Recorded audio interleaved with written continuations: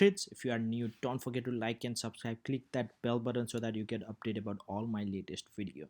So today's topic is I wanted to talk about I mentioned a tweet in which I told you should be closing up your debit spread most of the times, even if the debit spread most people think the risk is just the cost of the debit spread. Sometimes if assignment happens and you are very unlucky, you can get pinned risk, and I'm gonna kind of talk about how that happens and what to look for. So keep watching this video till the end so you get all the knowledge and you truly understand what I'm talking about and how to prevent that.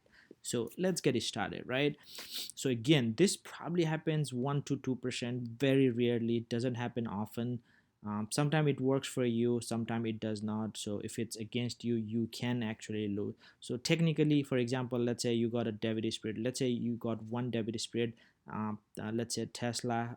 Let's say 640, 650.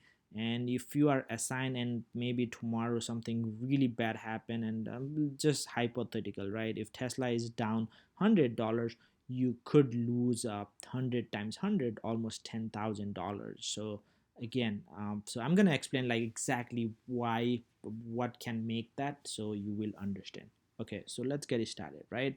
So this can happen if you have short leg. What I mean by short leg is when you have a sell leg. If you just buy a call, no risk at all. Whatever you lose is whatever you pay. If you just buy a put, that's it. Whatever you buy, you can lose that all, but you cannot lose anything more than that, right? Risk is when you have a spread, any kind of spread, when you have a short leg, right? Short leg basically means short. And the other thing is like, till the time, this can only happen on the day of expiration. Before that, you have both you have other leg which act as a protection, right? So you have the buy leg, so which acts as a protection, so you cannot lose more than what you paid before before expiration. But on the day of expirations, I can kind of tell you how that happens. So let's take an example of this Tesla, and let's go to the trade, right? Let's say you took, I guess I kind of selected here, but let's say you took it 625, 630, right? It's a debit spread. You buy 625, you sell 630. This is the weekly. Again, there's no risk before December 18th.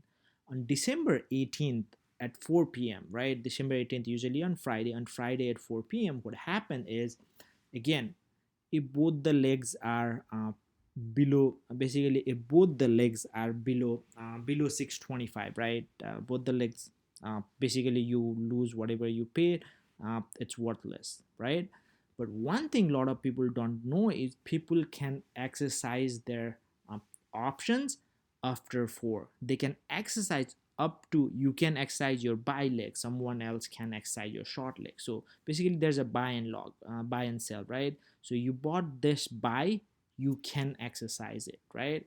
Similarly, sell is you sold to somebody once, so that guy, whoever got it, he can exercise and it could be assigned. Again, this is an all random process. It's not like you are selling to me or I'm selling to you. It could be just they will choose randomly and you may be assigned, right? They will just pick it randomly. But, and a lot of people have question like, I don't have money to buy 100 shares of stuff, how can I assign? It's all on margin, does not matter. You will be negative balance and they will liquidate anything you have, doesn't matter. Maybe you have Apple, maybe you have Tesla, maybe you have whatever you don't want to sell. If you have a negative balance and you do not put money within the time frame, they will sell anything. So they do not think which you want to hold and which you want to sell. They will just sell it everything randomly, so at the market price. So even the price, you won't be getting the best price. But yeah, so what's gonna happen? Let's say a few scenario, right?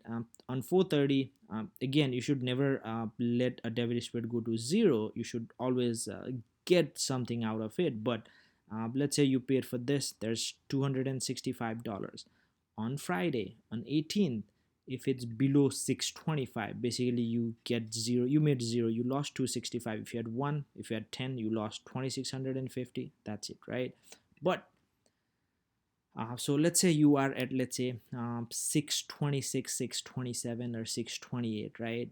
Something like that, right? It depends upon the broker to broker. One thing, if you sold it before expiration, you are done with it, you are done with it. But let's say Tesla is at 6 maybe 27, right? 627, right? On 4. In that case, what happened is the broker, what they do is they will exercise assign if it's in the money by 1 cent. So again, it may depend upon broker to broker. You should ask your broker how they do that, but most have that standard policy. So if it's above 625.01 one or above, they're gonna exercise this. Basically they're gonna buy the shares at 625, right? uh, Option is 100 share, they're gonna buy 100 shares at 625, whatever the price is, if it's above this, right? This is above, below this, they're not gonna exercise, right? So what happens, what could happen, let's say, um, some broker, if you don't, some broker, what they think is like, if their chances like it will be not in the money, both the legs in the money, they will sell it at market. Robinhood does that, which is pretty good actually. Like first, I thought why they are trying to control, but now I kind of realize a lot of people don't know that, so it's better for them, like some people think, oh, I would have made some money, they sold it, but it's just their risk. But usually what happens, right? Yeah, for I kind of covered the first example. If it's below 625, both leg expire. But if it's in the money, we are talking about 4 p.m. If it's in the money, let's say if it's Tesla stock price is 627, right? What's gonna happen is, if you have one options, you will be buying 100 stock at 625, right? But it's below 630, so basically this leg expire worthless. This leg got uh, exercised, right? So what's gonna happen is, you have 100 shares of Tesla. Now on Monday, if Tesla opens higher than 625, you made some money, not bad, right? You bought it 625, even if you lost, like, to break even is basically 627.65. But uh, on Monday, anything above is okay, you didn't lose much, you just lost like till 627.65. You'll be break even in this trade, and if it's above that, you make $100 per dollar up. So if it opens 650, you can sell at 650, you bought at 625, so huge profit, like 25 times 100, almost 2500. But what could happen if opposite, something bad news happens, and Monday maybe, like everything down, tech down, and Tesla is down a lot, let's say $100, right? If it's $100, then you have to buy back, unless you had money to buy this Tesla, then again you bought at 625, but basically that's still your loss, right? So if it's open Monday really less, let's say, if it's Tesla opens up 600, you lost 2500 because you bought at 625, now it's at 600, right? So just to sell that stocks, you already lost 2500. So that's one reason, right? If you close it, you are done. One thing is, if you are really deep in the money, let's say on Friday, it's pretty decent, right? It's 6:30. So if it's like on Friday 3 or 4, 3:30, you can close at that time. 3:30. If it's like maybe 6:40, 6:50 at that time, you're pretty fine. Like you can let it. Then at 4 p.m. it will be exercise both the legs. You'll be buying at 625, selling at 6:30, and you made a cool $500 if it's both the legs are in the money. I guess it makes sense. Maybe it's a little getting complicated, but yeah, that's the thing. And the other things can happen is a lot of times, right?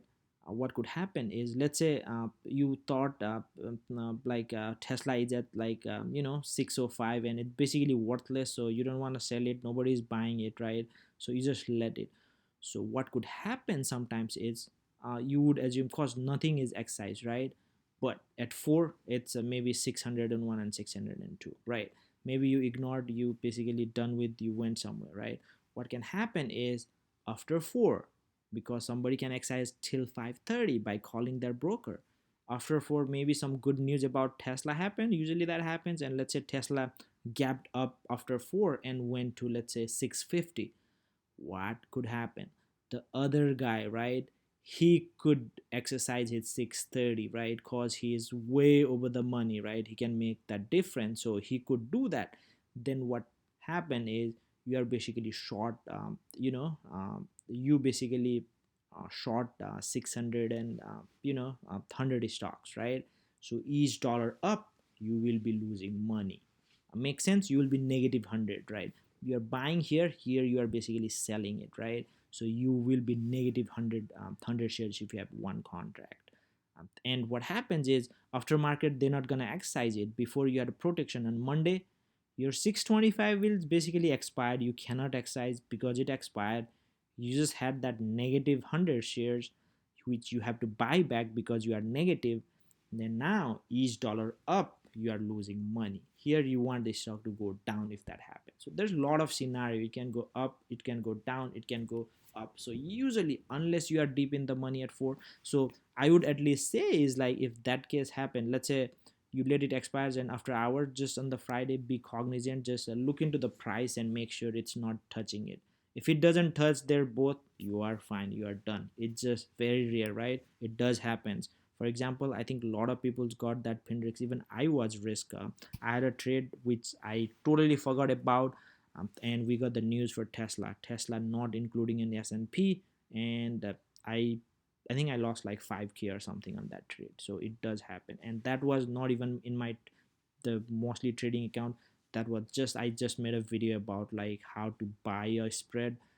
I was just showing example. I guess I picked the wrong stock. I should have bought something else. I put a Tesla, and Tesla got a bad news, and yeah, that was a profitable trade. If I had called at that time and it was a put spread, and if I had called the broker and exercised my leg, I would be profitable like 100% there. But yeah, that happened. So yeah, just wanted to, so it's always good to kind of close out your spread. If you open out a spread, you have that risk. Always be careful. So you may be thinking your risk is basically 265, but if something bad happens, you could lose.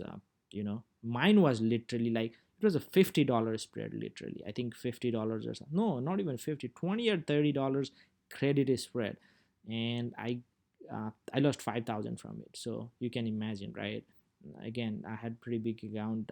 At least I was not worried, but somebody with the account with like $100 or $1,000 account, and he can literally get hit really hard. That was a while back. So I just wanted to know, people should know about this. So that's all. Yeah, sometimes you can make money too. For example, you got assigned this legs, and basically you have that many shares and Tesla gap up, and basically you can make unlimited money. Let's say Tesla opened 700, you literally made like $75 into 100 for just on one contract, but it has to be really lucky. But yeah, uh, that's about it. If you have any more question or comment, let me know. Other than that, thank you, and have a great day. Don't forget to like and subscribe. Thanks.